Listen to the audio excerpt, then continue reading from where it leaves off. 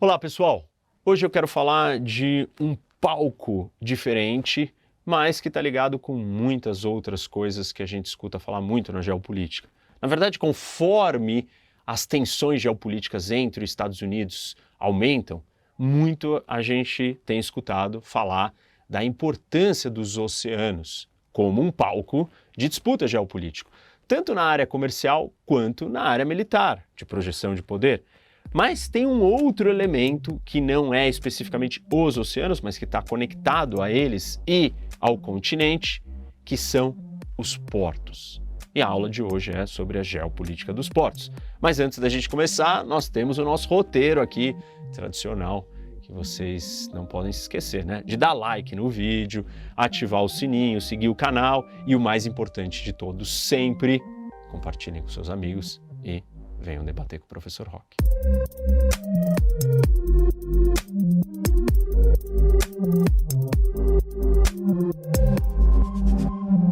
Então vamos lá, geopolítica dos portos. Os portos, eles são de extrema importância para o desenvolvimento econômico de uma nação, para a segurança nacional, para a projeção de poder e para uma série de outras coisas. Na verdade, a localização estratégica desse lugar, dessa infraestrutura, ela faz toda a diferença em quanto que um país consegue projetar poder, quanto que ele está inserido em certos palcos geopolíticos importantes.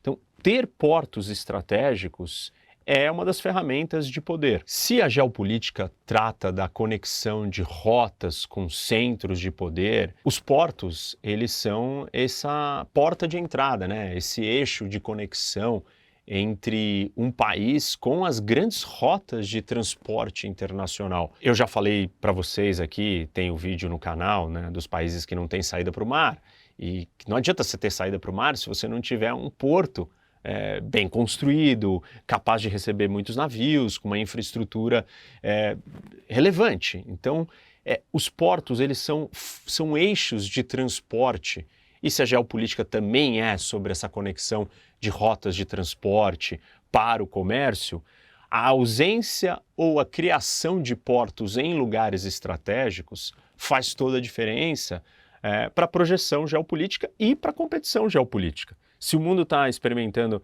esse embate, né, entre Estados Unidos e China, os portos vão ser uma dessas áreas aonde nós temos que prestar atenção como que os dois países estão se posicionando. Tem um elemento interessante que talvez tenha passado desapercebido por muitos, mas pensem nisso, né?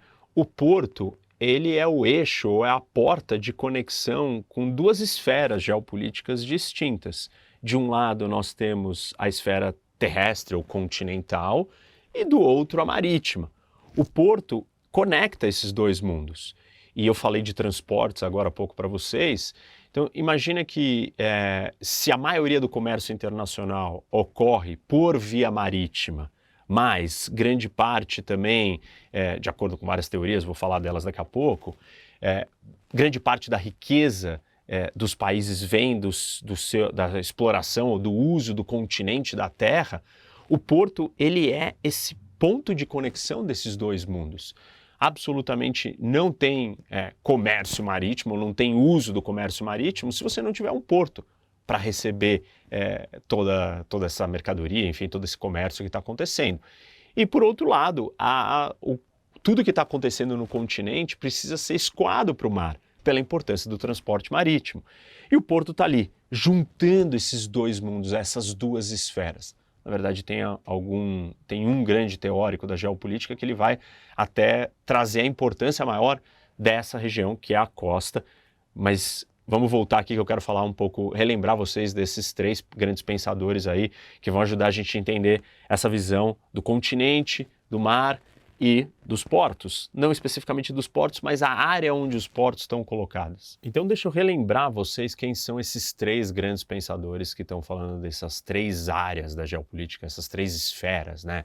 A esfera continental é o Mackinder, e aí ainda quem não assistiu tem que assistir o vídeo, a aula da geopolítica da Rússia aqui no canal.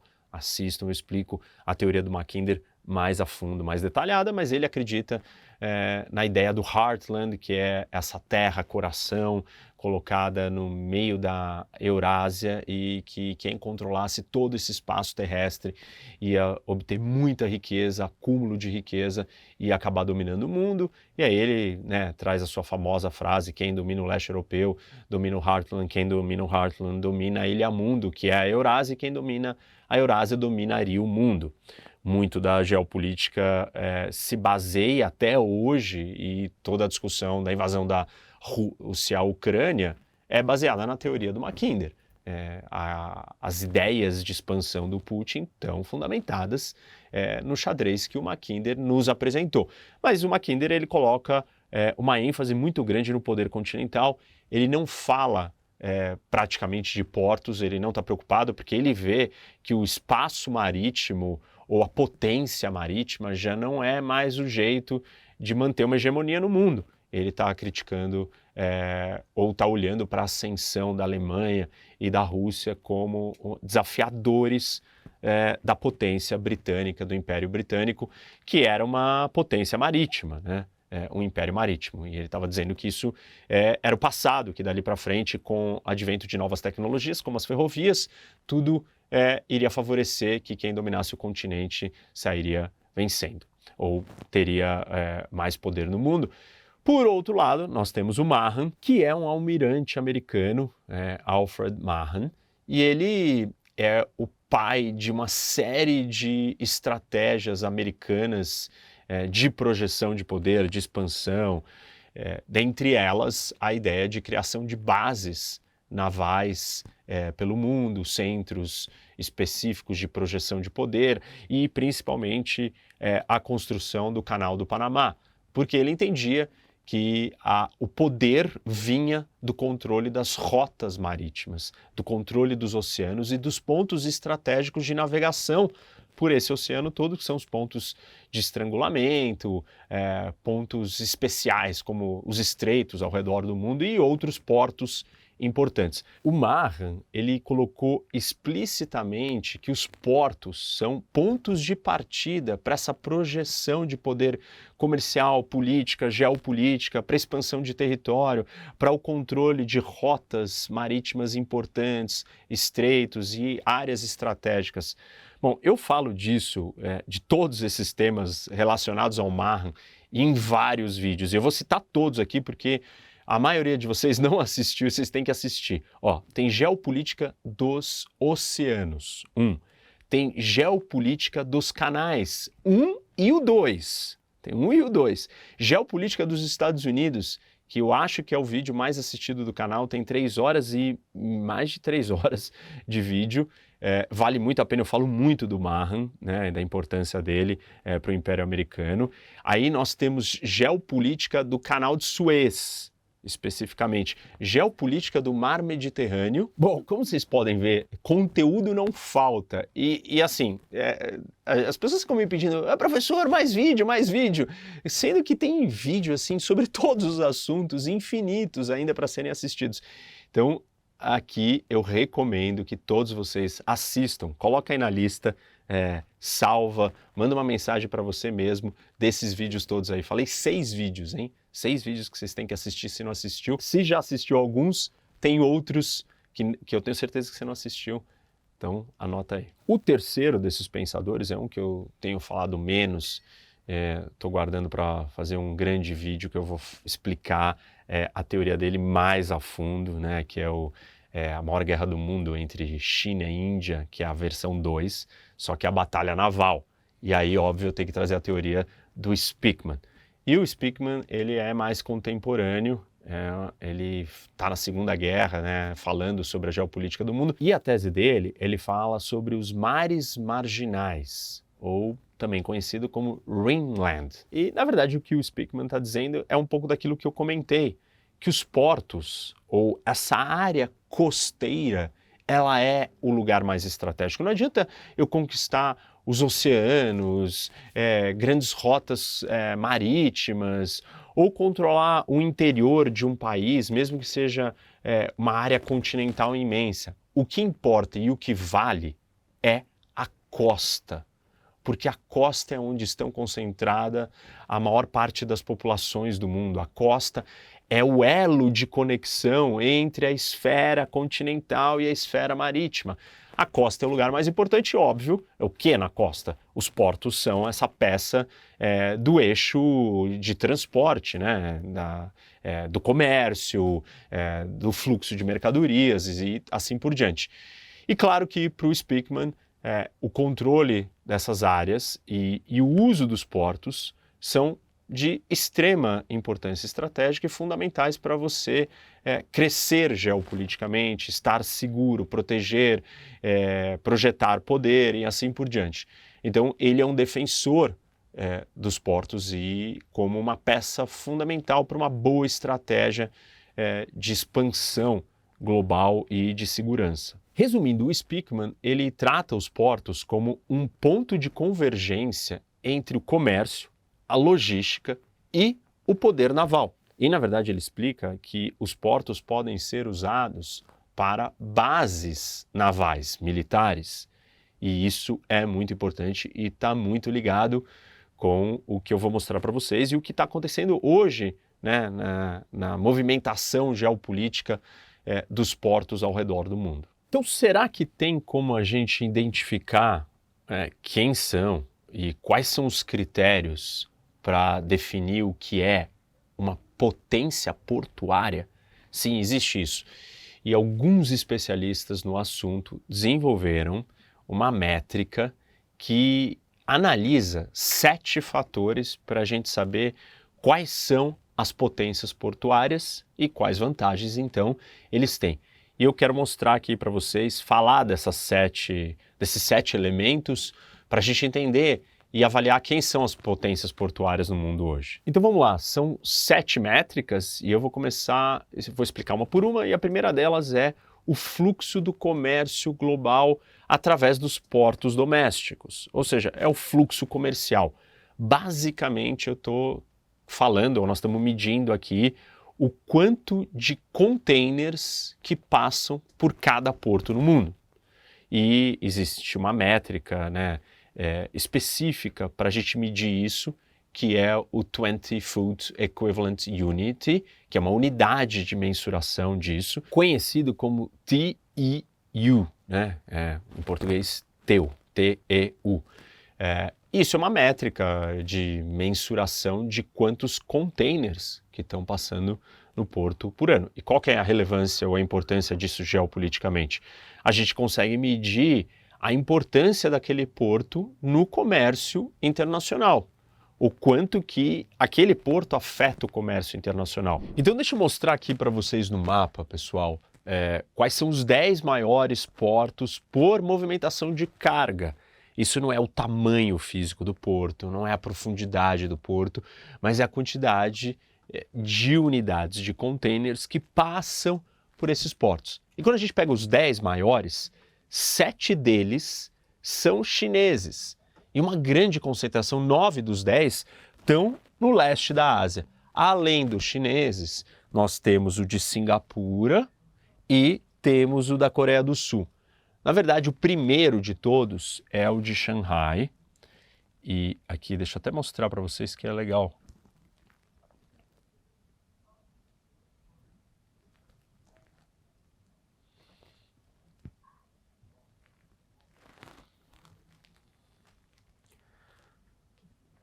Aqui dá para vocês verem, é basicamente uma grande ilha separada, mas olha a quantidade de containers. Tudo isso daqui são milhões de containers, ó. É imenso. Então, esse daqui é o primeiro porto. Aí o segundo, na lista dos 10, é o de Singapura. E Singapura também é legal mostrar porque ele está num lugar aqui estratégico.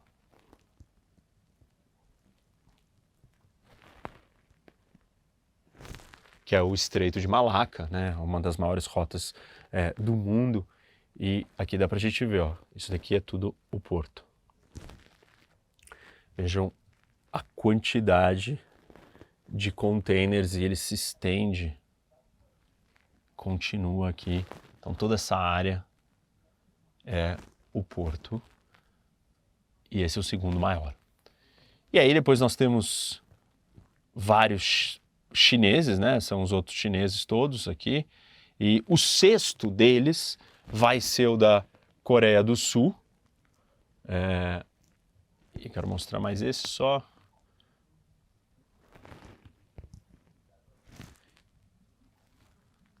Carregando. Aqui dá para ver. Então, tudo isso daqui, toda essa área, essa outra área, toda essa volta inteira aqui é o porto da Coreia do Sul, o Busan Port. E aí, então, a única exceção a todos esses portos que estão localizados na Ásia, né? Falei para vocês, 7 são chineses. Aí tem Singapura e tem o da Coreia do Sul. O 10º da lista, que não está na Ásia, é o da Holanda, o de Rotterdam. Aqui tem a saída do rio, que já conecta com o mar, e toda essa estrutura aqui, as docas, os armazéns, enfim, é gigante e é um porto usado, né, não só pela Holanda, mas a Europa inteira. Ele é um porto de acesso comercial para a Europa toda. Então, é um dos grandes portos aqui. É o 10º do mundo pelo movimento de carga, pela quantidade de carga.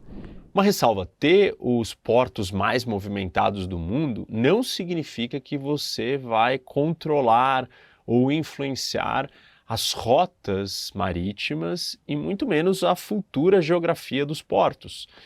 Aí, para a gente entender um pouco desse outro elemento, nós podemos prestar atenção ou analisar a segunda métrica, né? Essa foi a primeira que eu falei aqui, é do tamanho dos portos, e a segunda tem a ver com as empresas operadoras dos portos. E aí, qual a relação dessas empresas com os seus estados?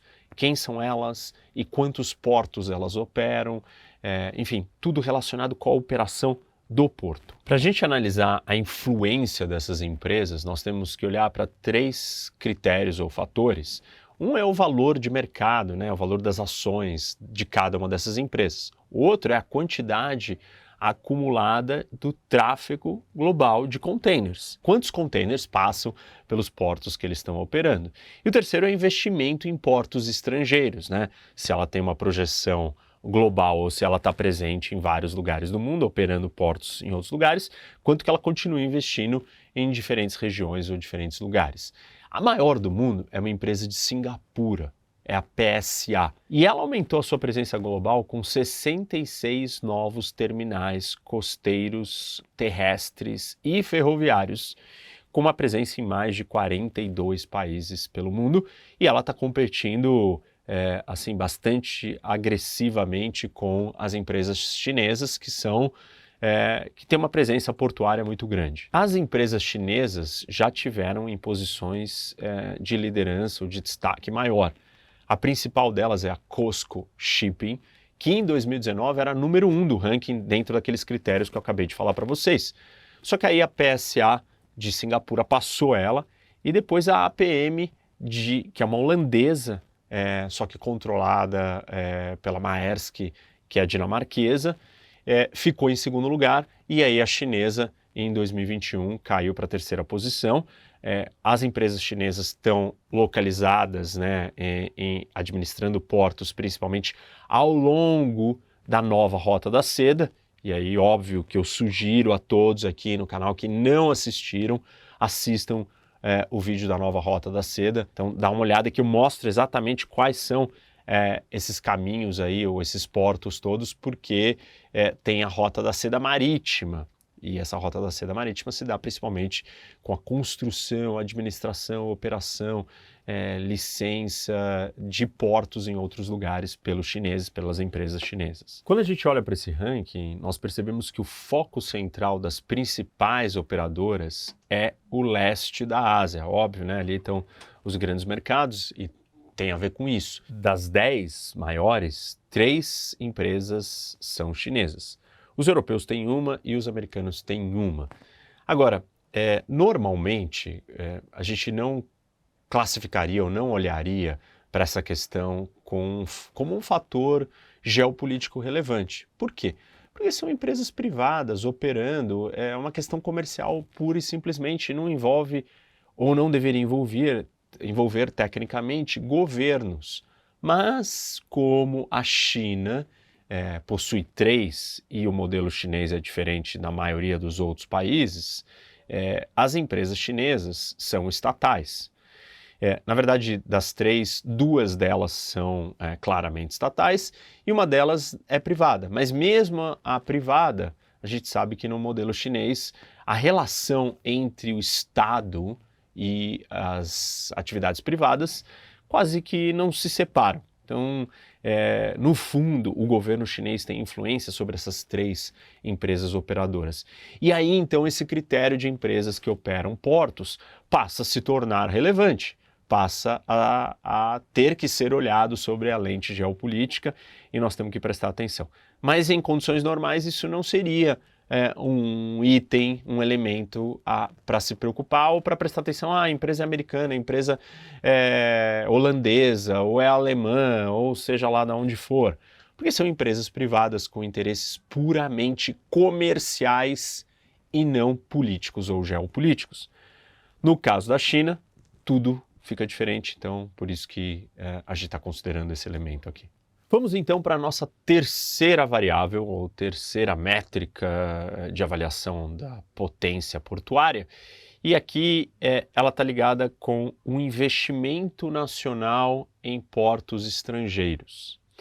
Óbvio que isso tem muito a ver também, como eu comentei agora há pouco, com a questão chinesa, porque os investimentos em portos estrangeiros da China, eles têm um viés geopolítico, um viés político, procurando os locais mais geoestratégicos para você construir os seus portos, porque são portos operacionalizados ou empresas estatais, controlados pelo Estado.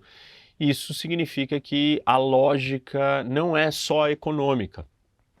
Dentro dessa variável, dessa métrica, nós temos o conceito que foi desenvolvido pelo Geoffrey Till, que é um professor de estudos navais do King's College, em Londres, e ele cunhou o termo Port Diplomacy, ou diplomacia portuária, talvez na tradução, e ele explica exatamente isso, como que um país direciona, planeja, escolhe os lugares aonde ele vai investir fora do seu país na construção ou na operação desses portos mais importantes ou mais estratégicos. Quando um país como a China, ou uma empresa estatal chinesa investe na construção de um porto ou na operação de um porto em outro lugar, ela estabelece laços com esse governo desse outro país. E esses laços vão favorecer os interesses também da China, não só desse outro país. Normalmente, essa estratégia de investimento no porto, ela não fica restrita só ao porto, mas uma série de outras áreas são correlacionadas a tudo isso. Então, na área logística, armazenagem, centros de distribuição, enfim, uma série de outras parcerias e projetos agregados ao porto são desenvolvidos. E isso acaba, então, expandindo a influência do país que está investindo no outro país que está recebendo o dinheiro. E com isso vai facilitar a promoção dos interesses nacionais do país investidor, no caso a China, e a sua influência na região também. Obviamente, como eu já disse, esse conceito de port diplomacy, ele funciona quase que exclusivamente para a China. E a China é o país que mais aplica e usa isso, até como uma estratégia maior, assim. Há um tempo atrás, logo depois dos ataques de 11 de setembro, nós tivemos uma situação específica que o país que iria receber o investimento de uma dessas empresas recusou. Os Estados Unidos, na época, a empresa Dubai Ports tinha comprado uma empresa britânica que controlava portos americanos, e aí o Congresso americano vetou que a Dubai Ports administrasse os seus portos por uma questão de segurança nacional. Na época tinha acabado de acontecer o 11 de setembro, o fundamentalismo islâmico, né, o terrorista fundamentalista islâmico que vinha dos países do Golfo, do Oriente Médio, países árabes de maioria sunita, e os Emirados eram um deles, e se levantou toda essa discussão dentro dos Estados Unidos se isso não seria uma ameaça à segurança nacional. E hoje, com o que nós estamos assistindo, com a crescente disputa entre China e Estados Unidos, certamente essas questões vão ser levantadas e ainda vamos chegar nessa discussão dentro dos Estados Unidos, até porque a empresa chinesa, ela opera terminais nos portos americanos de Los Angeles, Long Beach e Seattle. Então, provavelmente, em algum momento, isso vai ser visto como uma ameaça, né? Na verdade, nós já temos uma situação que é um início desse problema, representado por um episódio que aconteceu em 2018, quando a Costco tentou comprar um outro terminal em Long Beach e foi vetada. Ela ainda não foi expulsa, não perdeu a concessão, né, a compra e o uso dos terminais que ela está operando, mas ela já não conseguiu expandir e adquirir outros terminais nos Estados Unidos. Além disso, essas empresas chinesas estão localizadas em alguns pontos muito estratégicos, talvez assim os 3 principais aqui que eu quero falar para vocês. Um deles é o de Gadwar, no Paquistão. Temos um vídeo inteirinho, quase que só sobre isso, que é o vídeo do canal ou do corredor paquistanês-chinês da Rota da Seda. Então assistam, eu conto exatamente onde está esse porto. Ele foi construído pelos chineses, está sendo operado pelos chineses e provavelmente vai se tornar uma base naval da Marinha Chinesa, e ele encurta o caminho do petróleo ou de todo o combustível que vem do Golfo Pérsico para não ter que atravessar pelo Estreito de Malaca. Mas aí eu sugiro que vocês assistam o vídeo do corredor paquistanês-chinês, que eu mostro no detalhe os mapas e tal. Outros 2 portos importantes são o de Pireus, na Grécia, que os chineses estão administrando, operando, e isso facilitou o comércio, né, e o acesso de mercadorias, enfim, chinesas ao continente europeu. E o outro é de Hambantota, que é no Sri Lanka. E o Sri Lanka está localizado numa região ali na saída do Estreito de Malaca, no sul, né? O Sri Lanka, aquela ilha localizada no sul da Índia, mas ele tem uma importância muito relevante para a navegação, para as rotas marítimas do Índico e para uma estratégia chinesa de cerco à Índia, isso somado a outros portos de Budi e o porto de Gadwar no Paquistão, também formam o que a gente chama de colar de pérolas. Vamos então falar da 4ª variável, e aí são as cidades portuárias como cidades globais. Nós não temos, historicamente falando, grandes potências, grandes impérios que não tiveram grandes cidades. Essas cidades são a locomotiva, a força por trás de uma grande potência, por trás de um grande império. Se nós combinarmos a grande cidade com o elemento de ser uma grande cidade portuária, essa combinação se torna ainda mais poderosa. Obviamente, pelo elemento de ser uma grande cidade, ter um impacto no mundo, e principalmente porque ela é uma cidade portuária com acesso ao mar. E, na verdade, se a gente olhar para as maiores cidades do mundo, as mais ricas, as mais importantes, a maioria delas são cidades portuárias ou cidades com acesso ao mar ou à água, né? Às vezes não é exatamente ao mar, mas um grande rio, enfim, ela tem um acesso à navegação marítima. Obviamente que essas cidades, elas têm esse papel fundamental porque elas são essa conexão, né, com o comércio mundial, com a logística, com o transporte. Elas são estratégicas onde estão localizadas e são grandes centros urbanos. E quando a gente fala de cidades globais, não sei se está claro para todo mundo, mas imaginem um grande centro econômico, né, com sede de grandes empresas, a base econômica com PIB alto, com empresas de inovação, presença de tecnologia, mercados variados e diversos, normalmente centros financeiros também. E aí vocês podem imaginar, nós estamos falando do quê? De Londres, Paris, Hong Kong, Nova York, São Paulo. São as grandes cidades do mundo, onde as coisas acontecem, onde as pessoas vão morar, onde tem uma diversidade e uma riqueza intelectual também maior. Enfim, são cidades altamente produtivas, que atraem capital humano, atraem mais negócios, e se elas estão localizadas na costa, no porto, elas estão conectadas ao centro do comércio, às artérias do comércio mundial. Para vocês terem uma ideia, dos 148 países que têm saída para o mar, 93 dos 148 têm capitais que estão localizadas com saída para o mar. E nós temos um ranking da consultoria Kearney, e em 2022 eles classificaram as 10 cidades mais globais, e quando a gente olha para o ranking, das 10, 9 também são cidades portuárias. Nova York é a primeira, em segundo Londres, depois Paris, Tóquio, Pequim, Los Angeles, Chicago, Melbourne, Singapura e Hong Kong, sendo Pequim a única que não tem saída para o mar ou para um grande rio, enfim, não é uma cidade portuária ou de conexão direta a um porto. Dentro dessa métrica, né, que na avaliação que nós estamos tentando medir a potência portuária dos países, os Estados Unidos está à frente da China. Como vocês puderam ver aí no ranking que eu citei, são 3 cidades americanas grandes, globais, que têm um grande porto, são cidades portuárias também. E enquanto a China só tem uma, e ela não é uma cidade portuária. Agora, Hong Kong, mas não é tecnicamente, totalmente a China.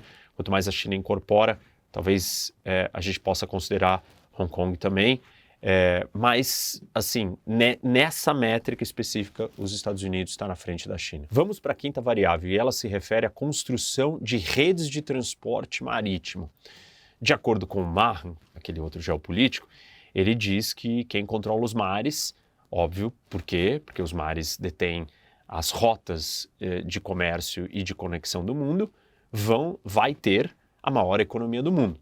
Então, o controle dos oceanos, das rotas marítimas, vai levar uma nação até a maior economia. Como que isso se relaciona com os portos? Nós temos que medir, então, a conectividade dos portos.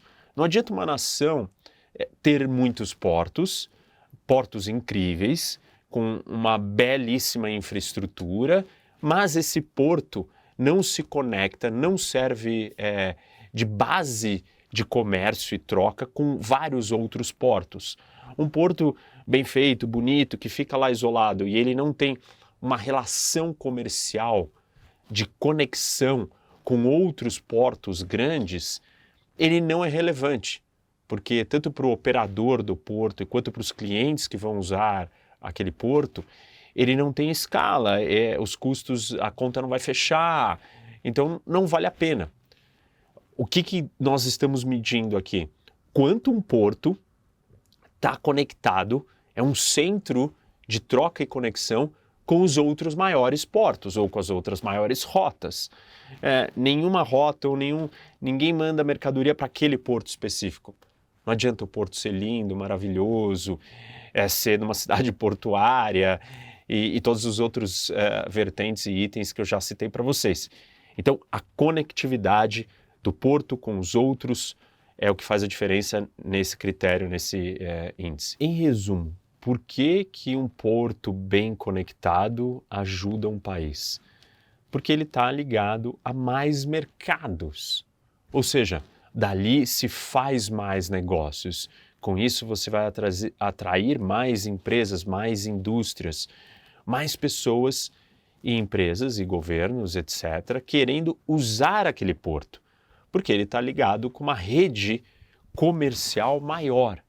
E isso traz poder e traz eleva o nível da potência portuária de um país. A UNTACT, que é um órgão da ONU, em 2004, criou um índice que é o Liner Shipping Connectivity Index, para medir esse índice de conexão dos portos ao redor do mundo. Esse índice, ele olha para 5 componentes: o número de empresas que estão ligadas a esse país, 2, o tamanho das embarcações, 3, a qualidade, a quantidade dos serviços que conectam esse porto, esse país com os outros, a quantidade de navios implantados no país, né, do porto, e 5, a capacidade total dessas embarcações.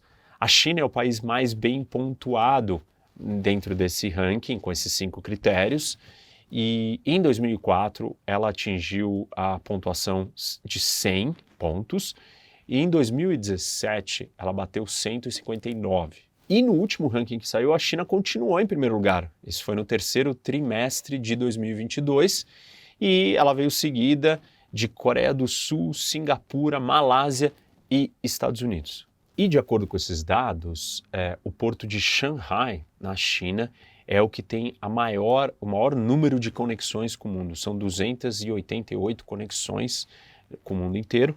E o leste asiático também concentra o maior número de portos. Dos 10 maiores, 7 estão no leste asiático, a China sendo o país que tem mais portos muito conectados. Vamos para a sexta variável e ela diz respeito à centralidade dos portos nas estratégias geopolíticas de uma nação. Isso significa que o país ele não pode olhar para o porto como um elemento só de política doméstica, política econômica, de desenvolvimento, de comércio ou de negócios, mas ele tem que incluir o seu olhar para os portos ou as suas políticas ligadas aos portos de uma certa forma alinhada com a sua grande estratégia geopolítica. E isso diz respeito a você projetar poder, estar presente nos lugares mais importantes, mais estratégicos. Os Estados Unidos fizeram isso, né, depois da Segunda Guerra Mundial, quando eles tomam posse das bases britânicas navais e expandem para a criação das suas outras bases, que estavam próximas de portos, por exemplo, na Ásia, no Japão, na Filipinas. São lugares onde a presença de bases americanas servem esse propósito de projetar poder geopoliticamente ligado com portos. Então, é essa estratégia de política externa de uma nação com um olhar para os portos, pensando e alinhados com a sua geopolítica. A China está fazendo isso com a Rota da Seda Marítima, com as suas empresas comprando e operando portos em vários lugares do mundo, em lugares estratégicos, para que ela construa toda uma cadeia, né, um arco de conexão dessas rotas que são extremamente importantes para ela, como, por exemplo, o leste da África, Oriente Médio, saída ali do Pacífico, do Índico para a entrada no Pacífico, o Indo-Pacífico. Então, todos esses portos, tanto a Rota da Seda Marítima quanto a presença das empresas chinesas, também tem essa projeção e esse olhar geopolítico. Tirar a China da questão do estrangulamento de Malaca, ter uma alternativa por causa da primeira cadeia de ilhas do Mar do Sul da China, que poderiam fazer um bloqueio naval. Todas as questões geopolíticas maiores que a China está envolvida, ela olha para sua projeção e sua relação com os portos do mundo dentro dessa preocupação geopolítica. E esse é o que esse fator, né, esse sexto critério aqui, vai analisar. A gente pode olhar para um exemplo mais recente também, que é dos Emirados Árabes. Dubai, o porto de Jebel Ali, que é um dos maiores portos do mundo artificiais. A estratégia toda dos países do Golfo de atrair o mundo, de ser um hub, né, um centro do comércio, logístico, financeiro, turismo, tudo que eles fizeram em todas as diferentes áreas, também estão fazendo na área de portos. E esse porto de Dubai é um exemplo claro disso, da importância que ele tem pela sua localização e quanto que ele movimenta e tem capacidade de receber os maiores navios do mundo, e isso é um sinal de uma estratégia geopolítica de se mostrar para o mundo e se posicionar nos lugares mais estratégicos. Não precisa ser necessariamente, esse critério aqui não é necessariamente só com os seus portos, né? Mas é a sua estratégia geopolítica para o mundo e você olhando para os lugares estratégicos e o que você pode fazer. No caso de Dubai, está mais focado com eles, tirando vantagem da sua localização no Golfo, num lugar de grande transporte de petróleo, de rotas comerciais importantes para o mundo. Mas o exemplo da China e dos Estados Unidos não é necessariamente com os seus portos, das suas cidades, mas a sua projeção, a sua presença e o seu olhar para os lugares estratégicos que você tem que ter alguma relação, algum posicionamento, alguma presença física nesses portos. Além desses 3 exemplos que eu citei, a gente pode claramente colocar Singapura, né, que é parecido com um exemplo dos Emirados Árabes Unidos, só que mais antigo, e também da Índia. E a Índia está numa competição com a China cercando a Índia num movimento estratégico chamado de String of Pearls, que é colar de pérolas, e a China e a Índia responde com o seu colar de diamantes, que é o Necklace of Diamonds, que também é uma rede de portos e de rota que tenta cercar a China de uma maneira de se livrar do cerco que a China está fazendo à Índia. Então a gente pode colocar a Índia também como um país que está olhando para os portos e pensando dentro dessa lógica geopolítica. A conclusão aqui, né, o resumo dessa história é você projetar poder, ter influência, estar nos lugares certos, de acordo com os grandes movimentos geopolíticos, e parte da geopolítica é sobre linhas de comunicação, rotas de transporte, não só transporte comercial, mas se você quiser invadir, estrangular, bloquear um país, isolá-lo ou atacá-lo, você precisa de uma linha de comunicação, você precisa ter uma linha de acesso e contato àquele país. Então, as rotas, as linhas de comunicação são peças fundamentais do entendimento da geopolítica, aqui com o nosso viés marítimo portuário. Mas a gente pode aplicar isso em outros palcos ou teatros, como o terrestre e outros tantos. A 7ª vertente está conectada com a 6ª e ela é relacionada com a ideia de você usar os portos para dar apoio, suporte para uma Blue Ocean Navy, que é uma marinha de alto mar. Qual é a diferença entre uma marinha de alto mar e outros tipos de marinha? Marinha de alto mar, ela tem embarcações maiores, ela tem uma estrutura, uma capacidade de navegação com alcance muito maior, ela tem uma rede de apoio logístico para que ela possa estar navegando pelos altos mares e oceanos do mundo todo. Então, não é só a quantidade de navios que você tem, mas que tipo de navios e qual a estrutura que você tem para que esses navios possam transitar. E aí eu estou falando da esfera militar, não estou falando de nada comercial, gente. Eu estou aqui trazendo aquele elemento geopolítico que é o 6º, agora ele precisa ser apoiado por uma força militar. E para essa força militar funcionar, ela precisa de portos, ela precisa de uma rede estratégica de apoio. E os Estados Unidos têm a maior Blue Ocean Navy de todos os países, por isso que ele domina os mares do mundo. Hoje a China tem uma marinha com mais embarcações que a marinha americana. Mas claro que a diferença está na qualidade e tamanho dessas embarcações. Por exemplo, os Estados Unidos têm 11 porta-aviões nucleares. A China tem 2 porta-aviões, eles não são totalmente operacionais, nenhum deles é nuclear ainda. Está construindo o seu 3º e, na verdade, eu sempre digo, você ter um porta-aviões que está sempre operacional, você precisa ter pelo menos 3, porque ele para manutenção, aí o outro está já em manutenção e você tem que fazer uma rotação de uso deles. Essa é uma diferença. Então a China tem uma quantidade hoje maior de navios, mas são navios menores. tem uma capacidade de projeção de poder pelo mundo menor. E aí a gente conecta isso com a ideia dos portos.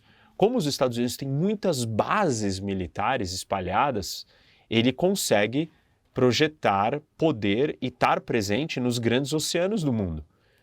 Com a sua grande marinha, número de submarinos também. Estados Unidos tem 67 submarinos nucleares, a China tem muito menos. E quando você pega esse todo e as bases militares americanas, tem base no Japão, Filipinas, Guam, na Grécia, na Espanha, tem muita base americana espalhada e são bases militares para receber embarcações militares americanas próprias e com capacidade de receber porta-aviões. Isso dá uma vantagem muito grande, né? Não estou falando de comércio, mas você precisa ter a força militar para dar sustentação ao seu projeto, a grande potência da nação, a sua influência, enfim, ela usar o seu poder. Quando nós olhamos para a China, ela não seguiu o mesmo caminho dos Estados Unidos. Por quê? Ela diz que ela não quer interferir, ela tem uma estratégia toda de parecer passiva e que, na verdade, as relações dela com o mundo são relações apenas comerciais. Então, ela não saiu pelo mundo montando bases militares, ela saiu criando e construindo operações comerciais de portos. Nós temos uma exceção que é Djibouti, que a China tem ali uma base militar dela mesma. Nos outros lugares todos que ela está presente são portos comerciais, mas aí tem o conceito de duplo uso. A China se preparou e está ficando cada vez mais evidente, mais claro, com pequenas reformas, com paradas estratégicas e logísticas de navios de guerra chineses quando estão viajando, fazendo, enfim, tours pelo mundo, eles vão parando nesses portos comerciais que a China opera, que ela tem uma relação comercial, que empresas chinesas que administram, e algumas reformas são feitas já para receber esses navios. Então, o que o mundo está percebendo é que a estratégia chinesa ela é mais mascarada, mais oculta, ela não tem as bases militares, mas ela tem as bases comerciais. E essas bases comerciais vão ser e já estão sendo usadas para fins militares, que é receber e dar apoio logístico, manutenção, etc. Tudo que uma frota de uma marinha precisa para projetar poder nos grandes oceanos, no alto mar.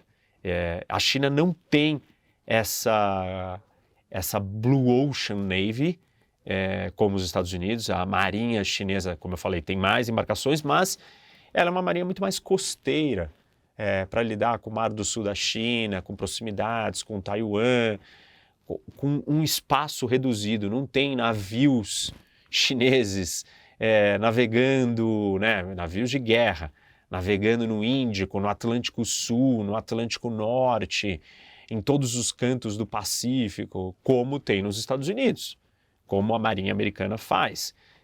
E aí tem uma grande diferença. Então, esse critério aqui, ele vai olhar para esse elemento. Bom, acho que ficou claro, mas só para finalizar esse elemento aqui, ou esse critério, os Estados Unidos lidera nessa variável, primeiro por ter a Blue Ocean Navy, depois por ter uma maior quantidade de bases espalhadas pelo mundo, formalizadas, militares, construídas, preparadas, que estão constantemente recebendo grandes embarcações de guerra, né? Porta-aviões, submarinos, americanos. Então, os Estados Unidos já tem essa rede portuária, já tem a presença e os navios que operam. Ele está bem à frente da China nesse critério. É essa segunda das variáveis que eu citei até agora, das 7, que os Estados Unidos está à frente da China. Além dessas 7 variáveis que eu trouxe aqui para vocês, eu quero adicionar um outro critério, um outro elemento que é bastante geopolítico, diz muito sobre a capacidade de um país ter portos importantes, que são os portos de águas profundas. A questão da profundidade da água, ela vai afetar o tamanho do calado do tipo de navio que vai poder chegar no porto. O calado é aquela parte do navio que fica submersa embaixo da água. Vai facilitar a manobrabilidade dos navios, a entrada e saída, atracar e sair. Então, portos de águas profundas são naturalmente lugares apropriados para você ter um grande porto. Se ele não for profundo naturalmente, você vai ter que escavar, né? Você vai ter que ter um trabalho, um custo muito alto para construir esse porto artificialmente. Eu citei para vocês o dos Emirados, o de Dubai, que é um porto que foi dragado, teve uma dragagem artificial para que ele ganhasse essa profundidade maior. E óbvio que esse é um elemento puramente geográfico dado para um país, que é uma vantagem. Você ter um grande rio navegável, você ter um grande porto de água profunda, ou uma cidade, ou um acesso, né? Uma grande bacia, um canal que vai permitir muito fundo, que vai permitir que você construa um grande porto, sem obras faraônicas, é uma vantagem econômica. E, obviamente, se nós estamos falando da potência portuária, é uma vantagem geopolítica para o país que tem aquilo. E alguns países no mundo, se a gente olhar para os maiores portos do mundo, eles já eram portos ou já tinham águas profundas em algum momento. Obviamente, né, pode ter sido feito alguma obra para melhorar ainda mais a profundidade, e outros não. Você tem que estar constantemente dragando, né, tirando a terra para aumentar a profundidade, como o Porto de Santos, por exemplo, que ele precisa disso por uma característica geográfica da nossa costa, que os sedimentos estão em constante movimento e acabam afetando a profundidade daquele porto. Então isso é um custo para o Brasil, é um custo do desenvolvimento, é um custo da capacidade portuária nossa.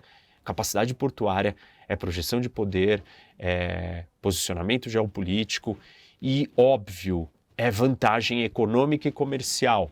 Se nós temos que gastar mais para construir um porto, não porque temos que construir armazéns ou guindastes, mas cavar, né, para que você receba os grandes navios, nós estamos em desvantagem. E é isso que a geografia e que a geopolítica nos mostra em comparação com outros lugares que você já tem a profundidade pronta, dada pela natureza.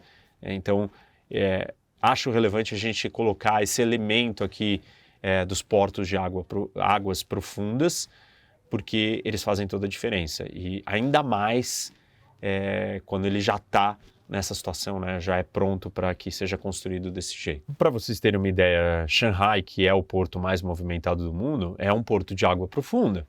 Singapura, que é tão estratégico, né, que a cidade-estado, parte da sua riqueza vem da sua posição e localização geográfica, e uma cidade portuária ao mesmo tempo, também é um porto de água profunda. Nos Estados Unidos, Los Angeles e Nova York, portos de águas profundas. O de Roterdã, também um dos maiores do mundo, maior da Europa, também águas profundas. Como eu mencionei, Santos, sim, também é um porto de água profunda, mas com a necessidade da dragagem, da obra constante para manter a profundidade do porto aqui. Então, isso é uma vantagem geopolítica dada pela geografia. Então, deixa eu fazer um resumo aqui, uma reflexão final para vocês, gente, do que significa a importância, né, da potência portuária ou do elemento portuário na geopolítica e como que essas forças estão distribuídas no mundo hoje. Acho que ficou claro, olhando para os 7 critérios, para os 7 índices, que a China está numa posição de destaque, é a potência portuária emergente e dominante hoje do mundo. Olhando para esses 7, talvez outras análises olhem para outros critérios, mas o fato é que, se a gente olhar para as questões aqui das maiores metrópoles portuárias, ou as mais populosas são chinesas, a maioria são chinesas, os maiores portos do mundo também são chineses, a quantidade de empresas chinesas investindo em mais de 100 portos, em 63 países, essa dispersão toda é chinesa. Como eu disse, existem outros elementos onde os americanos estão muito à frente, que são as suas bases militares, né, espalhadas, bases navais pelo mundo, a sua Blue Ocean Navy e a capacidade de projetar esse poder pelo mundo todo através da sua rede de portos, não tanto comerciais, muito mais militares. E aí tem uma clara distinção entre dois modelos, né? Como eu citei há pouco para vocês, o modelo americano foi na base de alianças militares com países para a construção de bases navais. Isso foi autorizado por esses países. Os países querem a presença americana, querem uma aliança. Isso não é feito à força, gente. Tipo, não é, o Japão não quer que os Estados Unidos tenham uma base ali, a Coreia do Sul não quer, a Grécia não quer, a Espanha não quer. Não, eles querem. O Bahrein não quer, o Catar, todos esses países, eles querem ter a presença militar americana no seu território. Existem contratos disso. Isso vale um vídeo, né, uma aula só sobre as bases americanas pelo mundo.